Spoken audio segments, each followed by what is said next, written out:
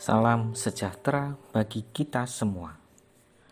Saudara-saudara, hari ini saya akan membacakan renungan dari Monsinyur Hadi Sumarto, Uskup Emeritus Sorong, Keuskupan Manokwari.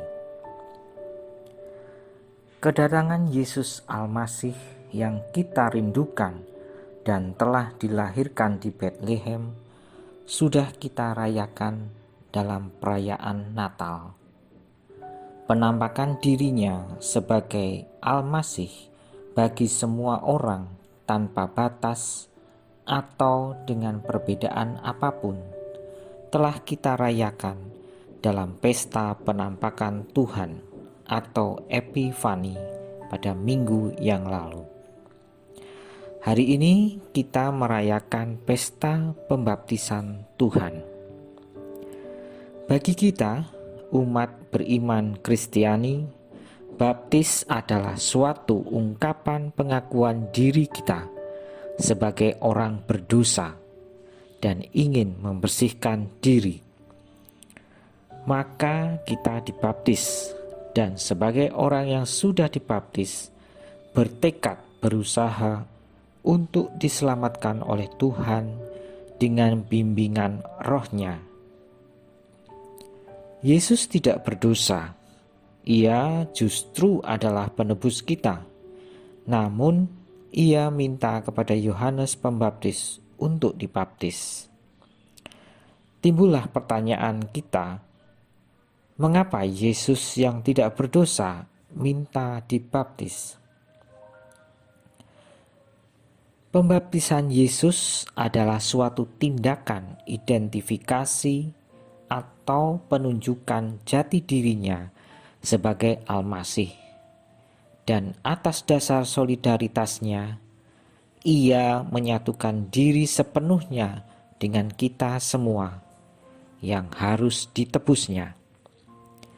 Kita pun semuanya diajak untuk mengenal kembali jati diri atau identitas kita sebagai orang yang secara resmi telah dibaptis.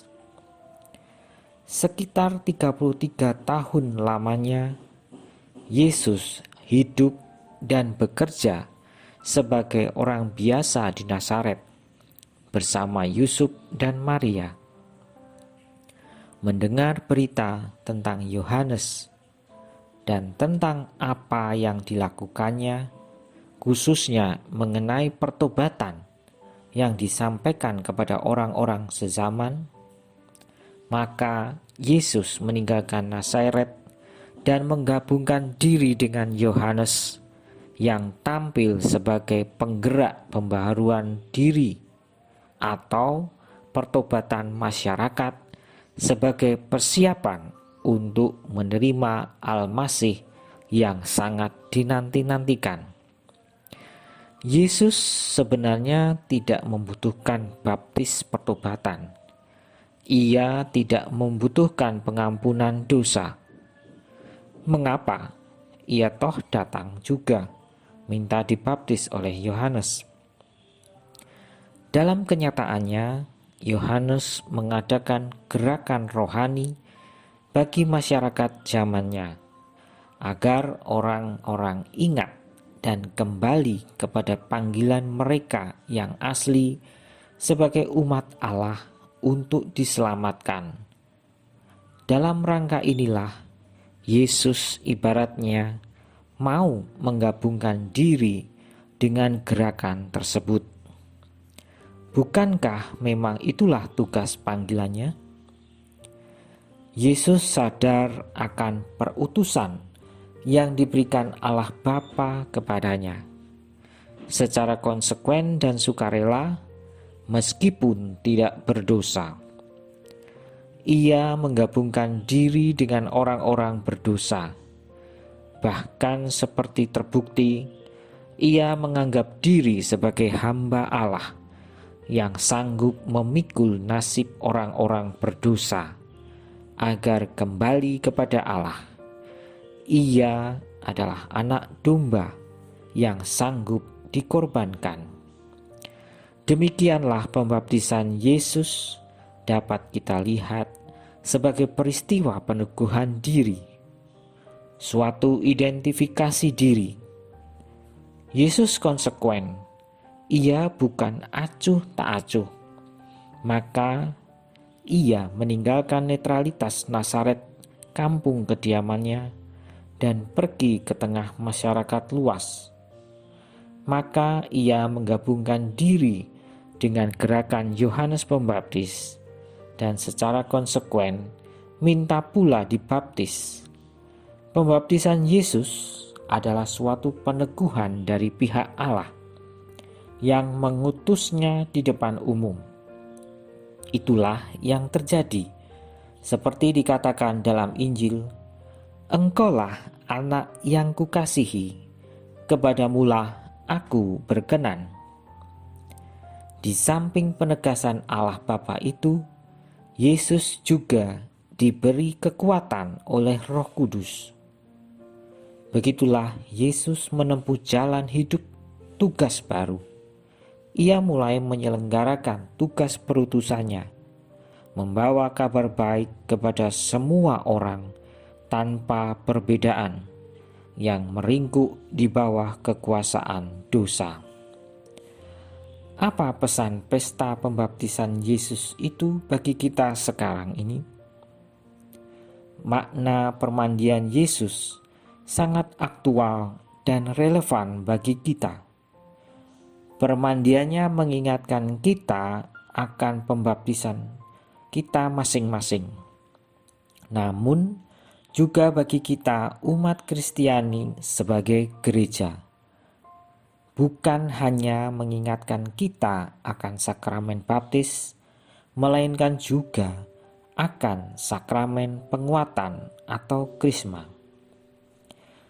Dalam sakramen baptis dan penguatan, kita pun seperti Yesus sendiri diperkuat dan dilengkapi dengan daya Roh Kudus.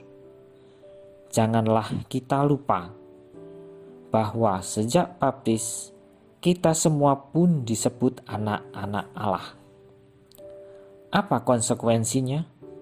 Kecuali mengenai hal dosa, seperti Yesus kita pun dipanggil meninggalkan jalan hidup lama kita. Kita memang harus meninggalkan jalan dosa dan menempuh jalan yang selalu ditunjukkan oleh Roh Kudus. Sejak dibaptis dan menerima penguatan, kita dibimbing dan diberi daya oleh Roh Kudus untuk menempuh jalan baru itu. Demikianlah kita pun harus selalu menyediakan diri dan membuat hati kita selalu terbuka, bersikap, berpikir, bertindak, dan hidup dalam bimbingan Roh Kristus. Sungguh sangat perlu bagi setiap orang yang ingin hidup sebagai orang yang sungguh beriman, bukan sekedar resmi memeluk agama, untuk selalu mengadakan pemeriksaan diri. Apakah sebagai orang yang sudah dibaptis dan menerima penguatan, berhasil memetik hasil buah-buah roh dalam hati kita, yaitu penguasaan diri, kebaikan hati, kesabaran, kegembiraan, damai, iman, harapan, dan khususnya kasih. Yesus tidak berdosa dan tidak membutuhkan pertobatan, tetapi ia minta dirinya dibaptis sebagai teladan untuk menegaskan bahwa kita semua membutuhkan baptis, suatu pembersihan diri. Maka baptis yang telah kita terima adalah dasar dan pegangan sikap dan arah hidup kita seperti Kristus. Amin.